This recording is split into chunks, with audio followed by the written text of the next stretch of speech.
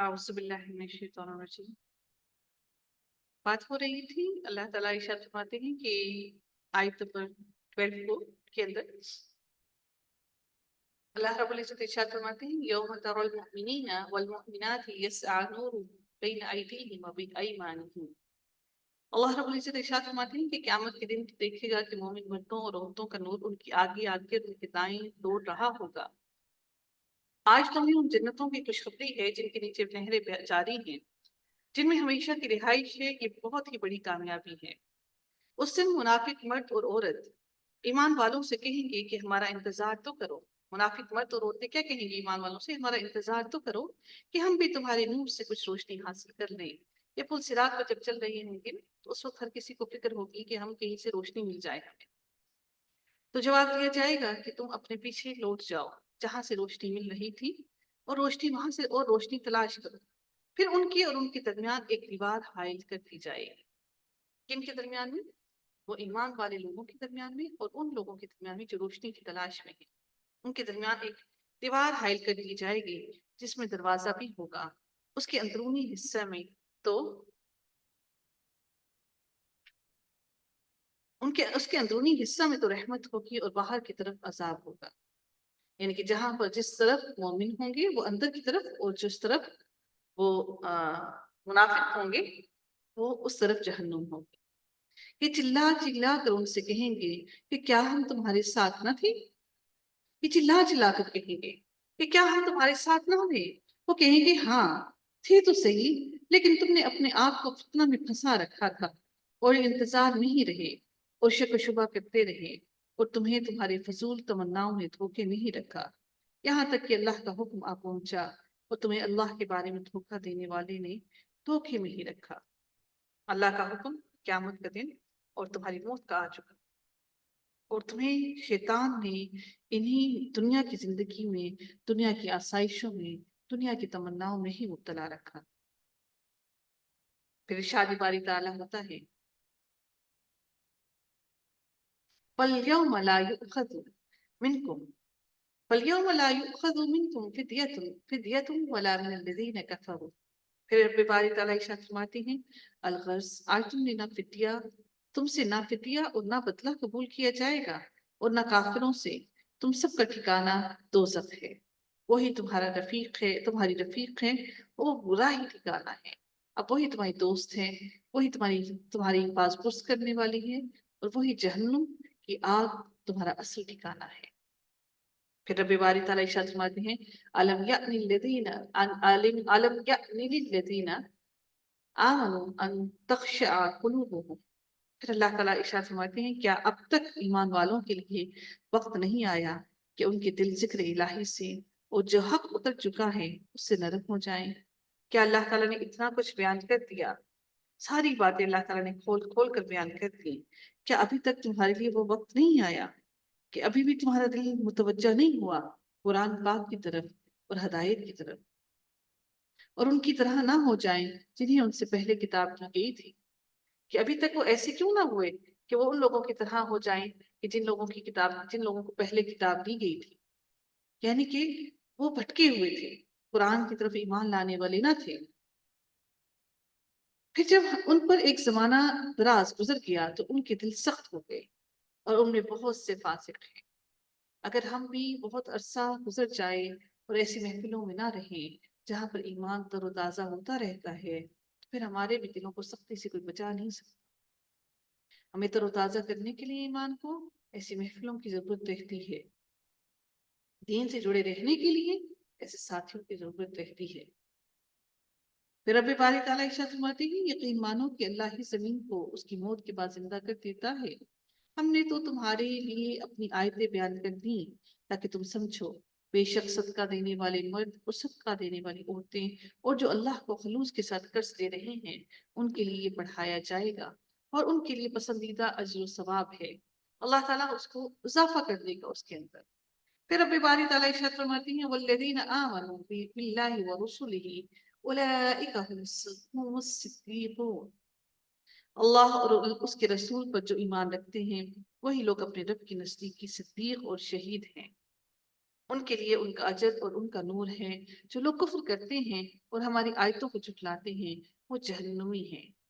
خوب جان رکھو کہ دنیا کی زندگی صرف کھیل اور تماشا اور زینت اور آپس میں فخر و غرور اور مال و اولاد میں ایک کا دوسرے سے اپنے آپ کو زیادہ بتلانا، جسے بارش اور اس کی پیداوار کسانوں کو اچھی معلوم ہوتی ہے، پھر جب وہ خشک ہو جاتی ہے تو زرد رنگ میں اس کو تم دیکھتے ہو، پھر وہ بالکل چورا چور ہو جاتی ہے اور آخرت میں سخت عذاب اور اللہ کی مغفرت اور رضامندی ہے۔ وہ دنیا کی زندگی سوائے دھوکے کے سامان کے اور کچھ بھی نہیں ہے۔ یہاں دنیا کی زندگی کے زوال کے بارے میں کھیتی سے تشبیہ دی گئی ہے۔ جس طرح کھیتی جب شاداب ہوتی ہے تو بڑی اچھی لگتی ہے، کاشتکار یہ سمجھتا ہے کہ وہ اب اس کو بڑا منافع دے گا، وہ اس کو دیکھ دیکھ کر بہت خوش ہوتا ہے، لیکن وہ بہت جلد ہی خشک اور زرد ہو کر چورا چور ہو جاتی ہے، یعنی کہ اس کا ایک ایک دانہ الگ الگ ہو کر گرنا شروع ہو جاتا ہے۔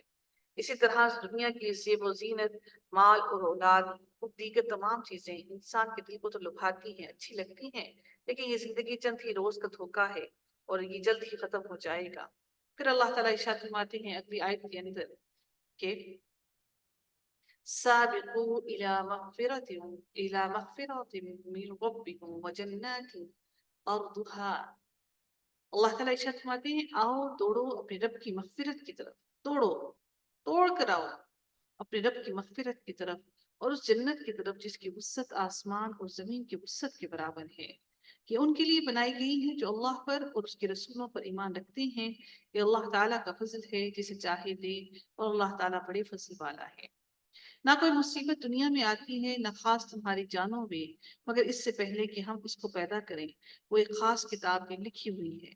یہ کام اللہ تعالیٰ پر بالکل آسان ہے کہ اللہ تعالیٰ کوئی مصیبت تم پر لے آئے تو اللہ تعالیٰ کے لیے کچھ مشکل نہیں ہے،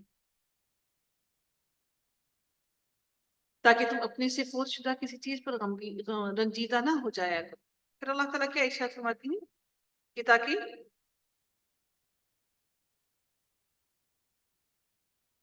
اچھا تقدیروں کے بارے میں ایک حدیث میں آتا ہے، صحیح مسلم کی حدیث ہے کہ اللہ تعالیٰ نے، نبی کریم صلی اللہ علیہ وسلم نے ارشاد فرمایا ہے کہ اللہ تعالیٰ نے آسمان اور زمین کی تخلیق سے 50,000 سال قبل ہی ساری تقدیریں لکھ دی۔ کتنے سال قبل؟ 50,000 سال قبل ہم سب انسانوں کی تقدیریں لوح محفوظ میں لکھ دی ہیں، اور ان کو بدل کون سکتا ہے؟ سوائے ہماری دعاؤں کی کوئی نہیں بدل سکتا۔ پھر ارشاد باری تعالیٰ ہوتا ہے کہ لِكَيْ لَا تَأْسَوْا عَلَى مَا فَاتَكُمْ وَلَا تَفْرَحُوا بِمَا آتَاكُمْ، تاکہ تم اپنے سے فوت شدہ کسی چیز پر رنجیدہ نہ ہو جایا کرو اور نہ عطا کردہ چیز پر اترا جاؤ، اور اترانے والے شیخی خوراں کو اللہ تعالیٰ پسند نہیں فرماتا۔ اب یہاں پہ ہمیں یہ سمجھ لینا چاہیے کہ ہمیں صبر کرنا چاہیے اور صبر کے دامن کو ہاتھ سے نہیں چھوڑنا چاہیے، کیونکہ اللہ تعالیٰ کی مشیت میں، اللہ تعالیٰ کی کتاب میں، لوح محفوظ میں ہر چیز تقدیر میں لکھ رکھی ہے۔ اور اگر اللہ تعالیٰ ہمیں کوئی نعمت دیتا ہے تو اس میں ہمیں شیخی نہیں مارنی چاہیے کہ ہمارے پاس بڑا کچھ آ گیا ہے۔ پھر رب باری تعالیٰ کا ارشاد ہوتا ہے یقیناً ہم نے اپنے پیغمبروں کو کھلی دلیلیں دے کر بھیجا اور ان کے ساتھ کتاب اور میزان ترازو پر نازل فرمایا، کتاب بھی اور میزان بھی، اور ہم نے ان کے ساتھ کتاب اور میزان یعنی کہ ترازو نازل فرمایا۔ میزان سے مراد کیا ہے یہاں پر؟ میزان سے مراد کیا ہے جی کوئی بتائے گا کہ اللہ تعالیٰ نے نبیوں کے ساتھ میزان کون سا میزان بھیجا؟ ترازو کون سا بلا؟ یہ جو قیامت کے دن لگے تولنے گا والا، تولنے والا؟ تو نبیوں کے ساتھ کہاں سے ترازو آیا؟ اچھائی اور برائی کا فرق۔ جی ہاں، انصاف کا۔ اللہ تعالیٰ نے نبیوں کے ساتھ ان کے پاس اللہ تعالیٰ نے کتابیں بھی بھیجی اور میزان یعنی کہ انصاف بھیجا۔ والمیزان، اب آگے دیکھیں اس کی ایک ایلیبوریشن آگے ہو رہی ہے، لیقوم الناس بالقسط، تاکہ لوگوں پر عدل قائم رہے، لوگوں پر عدل کر سکے۔ اور ہم نے لوہے کو اتارا جس میں سخت ہیبت اور قوت ہے۔ اب کیوں؟ کیونکہ اس کے ساتھ ہتھیار بنتے ہیں لوہے سے، اور اس سے بہت سی اور بھی چیزیں بنتی ہیں، اور قوت بھی ہے اور ہیبت طاری کرتا ہے یہ، اور لوگوں کے لیے اور بھی بہت سے فائدے ہیں۔ اور اس لیے بھی کہ اللہ جان لے کہ اس کی اور اس کے رسولوں کی مدد بے دیکھے کون کرتا ہے، یعنی کہ کون ہے جو اللہ تعالیٰ کے نبیوں کو اور رسولوں کو دیکھے بغیر ان کی مدد کرتا ہے۔ اللہ کے رسولوں کی مدد کیا ہے؟ کیسے آپ اللہ کے رسولوں کی مدد کر سکتے ہیں، اللہ کی مدد کر سکتے ہیں؟ ان کی باتوں کو سن کے مان کے ان کا احکامات کرنا۔ جی، اور ان کو آگے پھیلا کر نبی اکرم صلی اللہ علیہ وسلم کی امت پر یہ فرض ہے کہ وہ آگے اللہ کے دین کو، قرآن کو پھیلائیں۔ یہ ہم پر فرض ہے، ہم اس سے بھاگ نہیں سکتے۔ اب نبی نے نہیں آنا، یہ ہم پر فریضہ ہے کہ ہم اس کتاب کی تعلیمات کو آگے عام کریں، ہم لوگوں کو بتائیں، ان کو لائیں قرآن کو سیکھنے کے لیے۔ آپ سوچئے کہ اس سے پہلے جو ہم نے زندگی گزاری اپنی، جو قرآن سے غافل ہو کر، جو ہمیں نہیں معلوم تھا، وہ اپنی زندگی کیسے گزار دی؟ بے شک اللہ تعالیٰ قوت والا اور زبردست ہے۔ بے شک ہم نے نوح اور ابراہیم علیہ السلام کو پیغمبر بنا کر بھیجا، اور ہم نے ان دونوں کی اولاد میں پیغمبری اور کتاب رکھی، تو ان میں سے کچھ تو راہ پا گئے، راہ یافتہ ہو گئے، راہ راست پر آ گئے، اور ان میں سے اکثر بہت نافرمان رہے۔ ان کے بعد پھر بھی ہم نے اپنے رسولوں کو پے در پے بھیجتے رہے، اور ان کے بعد عیسیٰ ابن مریم کو بھیجا اور انہیں انجیل عطا فرمائی، ان کے ماننے والوں کے دلوں میں شفقت اور رحم پیدا کر دیا۔ ہاں، رہبانیت یعنی کہ ترک دنیا تو ان لوگوں نے از خود سے ہی ایجاد کر دی، یہ جو ان کے ننس ہوتی ہیں فیمیل، اور جو ان کے وہ کیا ہوتے ہیں کہ میل کیا ہوتے ہیں، ذہن سے نکل گیا، ان کو کیا بولتے ہیں؟ فادر فادر، جی نہیں کچھ اور بھی بولتے ہیں ان کو، ایک ننس ہوتی ہیں، ان کے جو میل ہوتے ہیں ان کو ایک اور لفظ بھی ہے ان کے لیے، مجھے ذہن میں نہیں آ رہا، تو وہ سمجھتے ہیں کہ یہی لوگ ہیں جو اچھے ہیں، ایمان پر چلنے والے ہیں، تو اللہ تعالیٰ فرماتے ہیں کہ رہبانیت انہوں نے خود سے اختیار کر لی ہے، ایجاد کر لی ہے، یہ ان کے اندر وہ ہے، بدت ہے۔ ہم نے ان پر اسے واجب نہ کیا تھا سوائے اللہ کی رضا جوئی کے، کہ وہ صرف اللہ تعالیٰ کی رضا حاصل کرنے کی کوشش کریں، کہ اللہ تعالیٰ کی رضا کو تلاش کریں۔ پھر بھی ہم نے ان میں سے جو ایمان لائے تھے انہیں ان کا اجر دیا، اور ان میں سے زیادہ تر لوگ نافرمان ہیں۔ اے وہ لوگوں جو ایمان لائے ہو، اللہ سے ڈرتے رہا کرو اور اس کے رسول پر ایمان لاؤ، اللہ تمہیں اپنی رحمت کا دوہرا حصہ دے گا، تھوڑا بھی نہیں، اللہ تعالیٰ نے فرمایا کہ دوہرا حصہ دے گا۔ اللہ تعالیٰ اپنی رحمت کا دوہرا حصہ دے گا، اور تمہیں نور دے گا جس کی روشنی میں تم چلو پھرو گے۔ یعنی کہ وہ نور کون سا ہے جس میں تم چلو پھرو گے؟